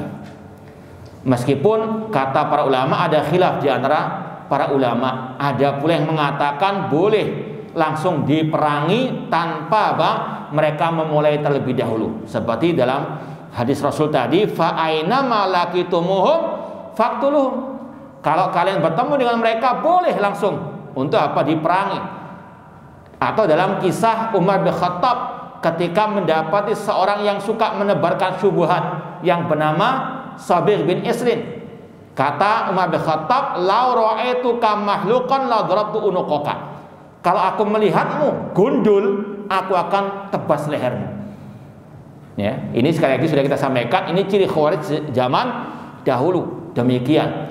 Artinya Umar bin Khattab langsung mau menghukum, bahkan mau membunuh Khawarij, meskipun orang Khawarij tersebut belum memberontak. Jadi ini kembali kepada ijtihadnya Al-Hakim, pemimpin kaum muslimin. Kemudian poin ke-16, pemimpin kaum muslimin berusaha untuk melihat jauh ke depan dengan pandangan yang benar. Kelompok teroris yang 17 atau Khawarij selalu membuat majelis rahasia dan perkumpulan tertutup, sebagaimana yang dikatakan oleh Al-Khalifah Umar bin Abdul Aziz, "Idza ra'aita qauman yatanajawna fi amri dinihim fa'lamu annahum ala ta'sisid dhalalah." Kalau kalian melihat ada sekelompok orang berbisik-bisik dalam urusan agama, ketahuilah dia adalah pengikut kelompok yang sesat. Kelompok teroris demikian sudah menjadi rahasia umum. Mereka punya jaringan-jaringan rahasia. Mungkin sebagian mereka pura-pura menampakkan di hadapan umum kajian mereka, tapi secara khusus mereka punya tim khusus untuk apa? Ngebom dan sebagainya. Ini yang apa? Mereka rahasiakan. Ya, bahkan kalau istilah mereka dahulu sistem pohon, ya, ada cabang-cabangnya. Sistem apa? Kayak MLM ya. Ya kayak begitu. Jadi ya satu murabi punya 10 anak buah. Ya, murabi ini ya punya murabi yang lain. Ya, punya ada murabi yang lain yang di bawah ini nggak kenal yang di atas. Ya, biar kalau ketangkap satu nggak kena yang berikutnya. Demikian kata mereka. Itu kelompok Khawarij memiliki majelis-majelis rahasia, perkumpulan yang tertutup. Komunikasi ilmiah yang baik antara para ulama dan umara seperti Abdul bin Abbas dengan siapa? Ali bin Abi Thalib tadi. Ulama memanggil umara dengan gelar yang selayaknya dari gelar-gelar yang syar'i. Ini ulama ahli sunnah, menghormati pemimpin kaum muslimin, bukan ulama yang mencaci maki apa? Umara pemimpin kaum muslimin. Nah, pindah langsung poin halaman 32. Poin yang ke-30. Ya, 30. Tidak boleh berdebat ilmu dengan orang-orang yang sesat kecuali ulama yang mumpuni. Ya, mungkin tadi sekedar kata Ustaz Umar tadi, membayangkan saja ya, jangan dilakukan. Ya. Jadi membayangkan pun sebetulnya nggak cocok, karena antum membayangkan jadi ulama, ya, kedudukan kita jauh. Intinya sekali lagi banyak-banyak apa? Ya, untuk menjauh dari ahli al-bidah. Ya, sekali lagi jangan sampai jatuh ke dalam jidal wal mirah dengan ahli bidah, karena hati manusia kata para ulama khatafa itu apa? Ya. Apa al-qulubu dhaifah, hati itu lemah, sedangkan syubhat khatafa, terutama di medsos, hati-hati. Ya. Sekali lagi tidak boleh berdebat ilmu dengan orang sesat kecuali para ulama yang mumpuni atau tulabul ilmi yang betul-betul mumpuni dari segi akidahnya, manhajnya, segi keilmuannya, kecerdasannya, hafalannya, demikian pula bahasanya harus dipersiapkan, nggak asal-asalan. Ya, mungkin dia masya Allah hafalannya kuat, cuma nggak bisa mengeluarkan. Hati-hati. Ya, maka semuanya dipertimbangkan lagi maslahat dengan mafsadahnya. Halaman 33. Poin ke-42. Tidak boleh tertipu dengan penampilan dohir meskipun kelihatannya ahli ibadah. Atau sering kita sampaikan, jangan tertipu juga dengan misalnya, oh ini berjenggot, pakai jubah, ya, tidak isbal, wah berarti salafi. Nggak mesti. Salafi atau ndaknya itu yang paling utama akidah wal manhaj. Ya, itu masalah penampilan dohir, iya itu wajib dalam artian pakaian tidak boleh isbal, menutup mata kaki. Tapi itu bukan ciri khas khusus apa? Dakwah salafiyah. Banyak ahli bidah, teroris juga ada demikian. Makanya banyak orang awam yang tertipu. Ya, antara khawarij teroris dengan ahli sunnah salafi yang paling utama itu perbedaan dalam masalah akidah wal manhaj, itu garis pembedanya. Kalau penampilan kadang juga sama. Bukan kita meremehkan masalah itu sebagai suatu yang wajib, suatu sunnah dan seterusnya. Namun ini sekali lagi bukan pembeda. Jangan tertipu dengan penampilan dohir, kata Syekh Ali bin Hasan Al-Halabi. Dan ini sudah pernah terjadi. Ada kajian emak-emak istilahnya, ya, manggil satu ustadz dari luar pulau, ya, waktu itu apa enggak cross check dulu. Yang penting penampilan jenggotan, ya, ternyata fannya kelompok Khawarij. Ketika kita cross check kepada orang yang di sana, ternyata ini ustadznya kelompok fannya Khawarij tersebut. Hanya karena apa? Jenggotan dipanggil, dikira apa? Salafi, ustadz salafi. Naudzubillah min dzalik. Hati-hati. Ya, lihat akidah manhajnya terlebih dahulu. Poin ke-43, tidak cukup hanya bermodalkan keikhlasan untuk diterimanya suatu amal ibadah, namun harus dengan mengikuti sunnah Rasulullah SAW. Kelompok Khawarij, ya, kita secara umum ya mengatakan luar biasa pengorbanan mereka, meninggalkan anak istri mereka dan sebagainya untuk jihad, ikhlas secara umum ya. Namun apakah itu bisa dibenarkan? ketika mereka menyelisihi sunnah Rasul dalam berjihad. Tidak bisa. Dan ini juga bantahan kepada semua ahli bidah. Nggak cukup dengan ikhlas. Kalau ikhlas, kelompok teroris itu ikhlas. Bagaimana mereka rela bunuh diri mereka sendiri dengan bom bunuh diri? Kurang ikhlas apa mereka dalam beribadah? Cuma apalah artinya ikhlas tanpa mengikuti sunnah Rasul. Man amila amalan laisa alaihi amruna fahuwa raddun. Barang siapa beramal ibadah tidak sesuai dengan ajaran Rasul, maka tertolak. Poin yang ke-44, akidah yang lurus adalah pondasi bagi amal soleh. Ini yang paling ditekankan oleh para ulama. Akidah, terus pegang erat akidah. Apalagi itu adalah pembeda, garis pemisah antara ahli sunnah dengan ahli bidah, terutama kelompok al-khawarij. Dibolehkan mengucapkan salam kepada ahli bid'ah seperti khawarij dan selain mereka jika hal itu bisa mendatangkan kemaslahatan yang banyak. Kalau istilah Syekh Abdul Aziz Ar-Rayis, asal hukumnya bermuamalah dengan al-bidah itu dengan menjauh dari mereka, kecuali kalau ada maslahat yang rojihah, ada maslahat yang lebih kuat lagi. Artinya harus jaga ya. Kelompok Khawarij, poin ke-46, kelompok Khawarij cepat mengingkari apa yang tidak mereka ketahui. Ya. Kelompok Khawarij cepat mengingkari apa yang mereka nggak ketahui. Seperti tadi, bagaimana Abdullah bin Abbas pakai pakaian bagus dicela, ya, naudzubillah min dzalik. Bagaimana Ali bin Abi Thalib hanya karena menghapus gelar Amirul Mukminin langsung distempel Amirul Kafirin, mengingkari hal-hal yang tidak mereka ketahui. Yang mungkin pernah kita cerita, ya mungkin Ustaz Umar sebagai saksinya dulu, ada salah satu tokoh mereka atau yang ditokohkan oleh mereka datang ke kita ngajak debat. Masih berdiri, kita sedang duduk, sudah dikatakan, kenapa ente kok mendoakan SBY waktu itu, hafidahullah, di majalah? Ana langsung jawab,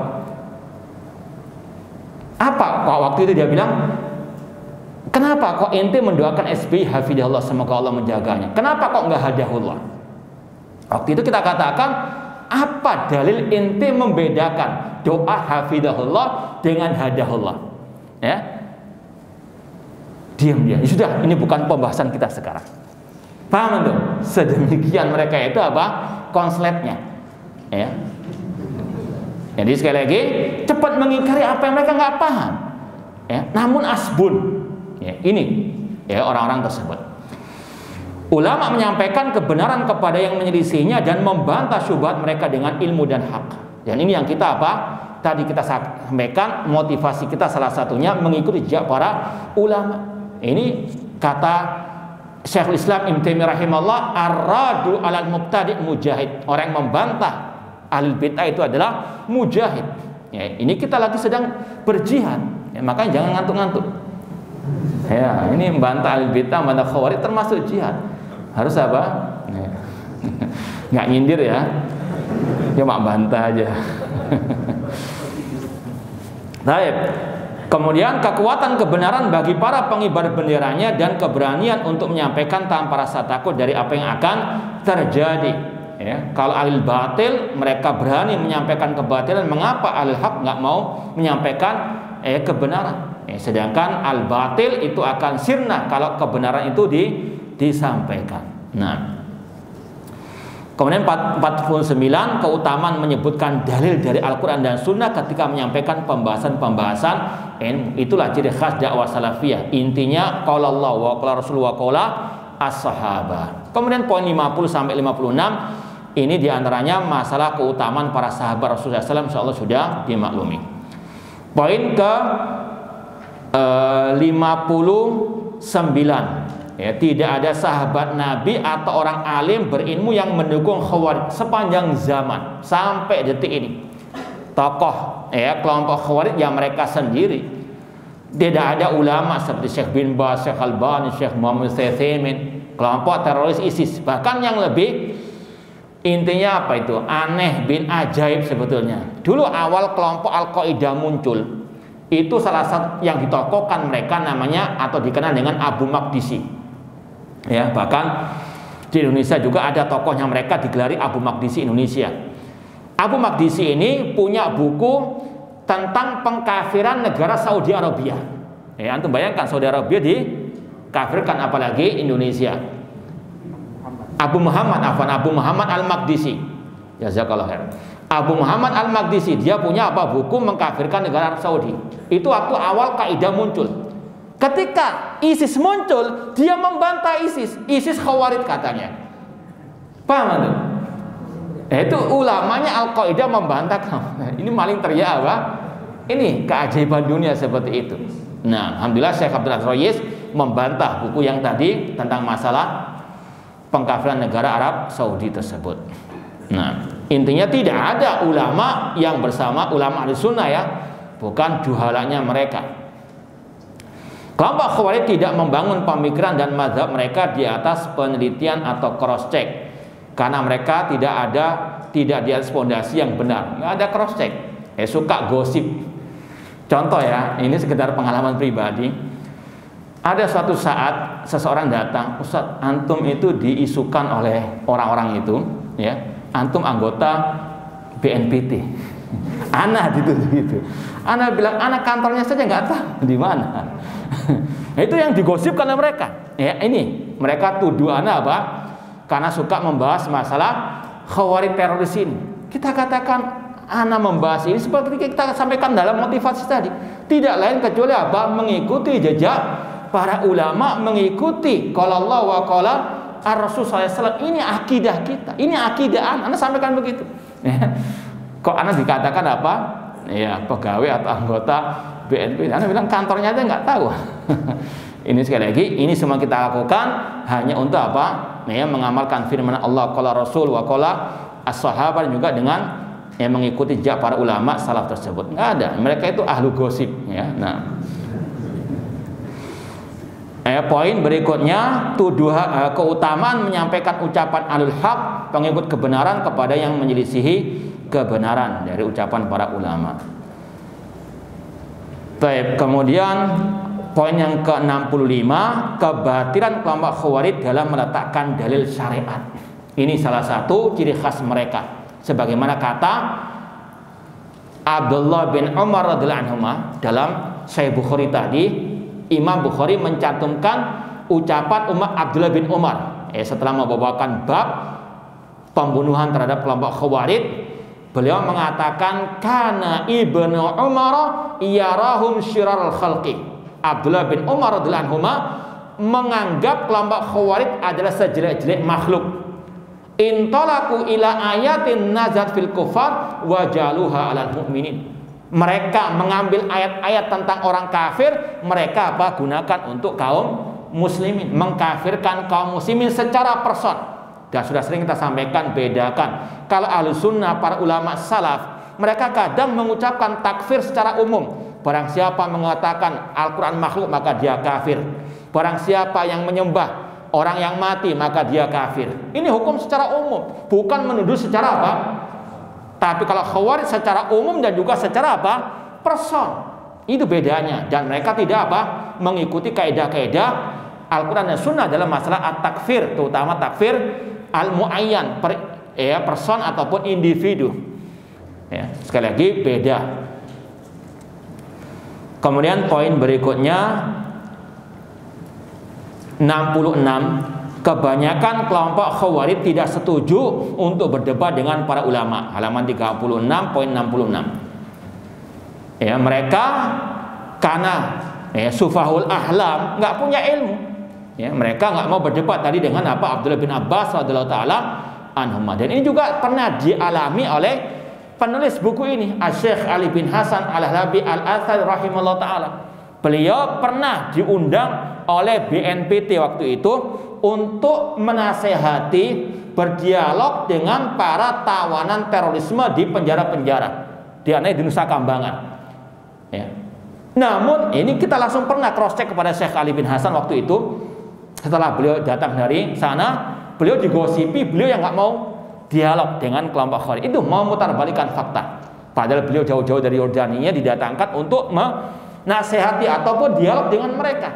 Namun di luar diputarbalikkan. Katanya Syekh Ali bin Hasan itu nggak mau debat dengan orang-orang tersebut. Padahal Syekh Ali bin Hasan waktu itu sudah siap di sebuah ruangan, didatangkan tokoh-tokoh teroris yang di penjara tersebut, namun mereka lah yang teriak-teriak langsung gebrak-gebrak apa? Meja. Sekali lagi, ini mereka didatangkan ulama untuk diajak dialog, mereka nggak mau, cuma di luar diputar balikkan. Demikian kelakuan mereka. Kemudian sedikit dari Khawarij yang setuju untuk berdebat dengan para ulama, yaitu mereka yang hanya ikut-ikutan jejak mereka. Ya, ini insyaallah sudah ya maklum, insyaallah saya bisa dipahami. Kita ambil poin 72. Terkadang ada ucapan yang dohirnya itu benar, namun tersirat di dalamnya kebatilan. Itu seperti ungkapan Khawarij tadi, inil hukmu illa lillah, tidak ada hukum kecuali hukum, atau tidaklah ya, tidak ada hukum kecuali hukum Allah. Itu ayat Al-Qur'an. Tapi mereka ucapkan untuk mengkafirkan Ali bin Abi Thalib. Hati-hati, makanya ahli bid'ah terkadang pintar bersilat lidah. Ya, sebagaimana dulu kelompok Jahmiyah mengatakan bacaan Al-Qur'anku makhluk. Mereka menginginkan Al-Qur'an apa? Makhluk. Maka Imam Ahmad mengatakan barang siapa mengatakan bacaan Al-Quran ke makhluk, dia pengikut kelompok Jahmiyah, dan yang mengatakan bukan makhluk dia alil bid'ah. Harus apa? Ya, stop ucapan-ucapan tersebut. Artinya sekali lagi harus kita teliti, hati-hati ya, dalam menyikapi syubhat-syubhat alil bid'ah. Kadang halus, nggak kelihatan, itu batil 100%. Kadang-kadang apa? Ucapannya hak, namun dibaliknya ada apa? Kebatilan. Kemudian poin 74, kebanyakan kelompok Khawarij tamak kepada ghanimah dunia. Ya. Macam-macam kelompok Khawarij itu, ada yang memang zuhud, ada. Namun ada pula yang mereka juga tamak kepada dunia. Kata para ulama, contohnya tadi, ketika Rasul membagikan harta rampasan perang, diprotes oleh Dzul Khuwaisirah At-Tamimi. Tujuannya apa? Biar dapat juga apa? Ghanimah. Demikian pula di zaman Utsman bin Affan radhiyallahu taala anhu, Utsman dituduh apa? Korupsi oleh pengikutnya Abdullah bin Sabah. Ini awal-awal kelompok Khawarij. Yang diurus apa? Masalah fulus juga. Ya. Hati-hati, maka sekali lagi mereka juga jangan ya digebyah-uyah, mereka ikhlas orang yang terkadang juga mereka apa? Ya, moto duitan kata orang. Nah, mengubah nama tidak bisa mengubah hakikat sesuatu. Poin 76. Ini penting juga. Ali bin Abi Thalib ketika menghapus gelar beliau Amirul Mukminin tidak bisa merubah hakikat beliau sebagai apa? Pemimpin kaum muslimin. Sebaliknya juga demikian. Kelompok Khawarij meskipun menamakan Salafiyun tetap dinamakan apa? Khawarij. Misalnya kalau ada yang menisbatkan diri kepada Ahlus Sunnah, kepada Salafi, namun pemikirannya pemikiran Khawarij, mereka juga apa? Khawarij. Ya. Salafiyun dinamakan Musyabbihah misalnya, ataupun Al-Murji'ah, tetap dia Salafiyun. Karena sekali lagi terkadang ada tuduhan-tuduhan dusta terhadap dakwah Salafi, dianggap Murji'ah dan sebagainya.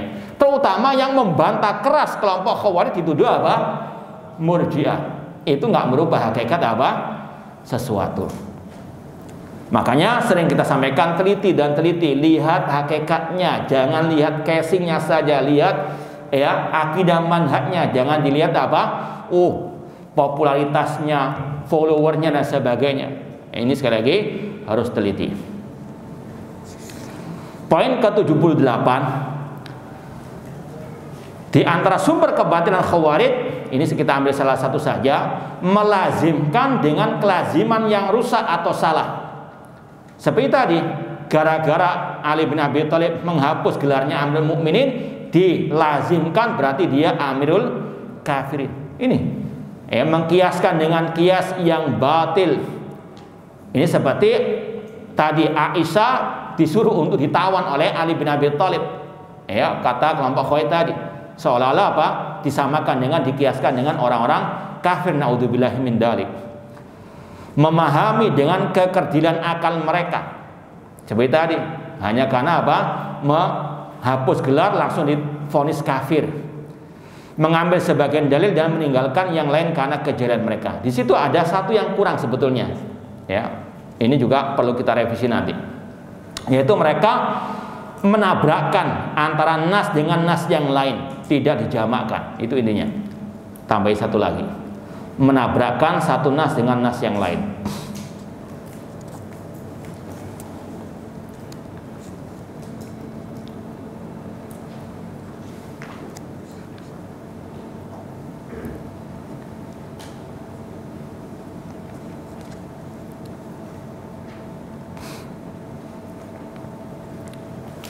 Ya, iya, karena waktunya sudah jam 11, kita akhiri dengan poin yang 109, kita tutupnya.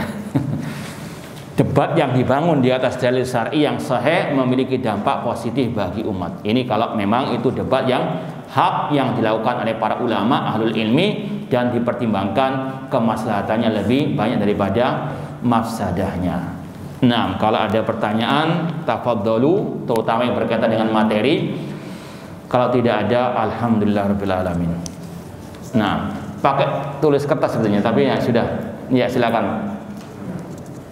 Mendoakan orang yang sudah mati boleh tidak? Menggunakan bank boleh tidak? Ya, mendoakan orang yang telah meninggal dunia disyariatkan. Ya, sebagaimana dalam ayat Rabbana walladzina ja'u min ba'dim yaquluna rabbana ighfir lana wa li ikhwanina alladziina sabaquna bil iman. Dalam surat Al-Hasyr ayat yang ke-10 Allah mengatakan, dan orang-orang yang datang setelah mereka para sahabat, mereka mendoakan, wahai Rabb kami, ampunilah dosa-dosa kami dan para saudara kami yang mendahului kami dengan keimanan. Rasul ketika sholat jenazah mendoakan mereka, Allahumma ighfir lahum warhamna, dan seterusnya.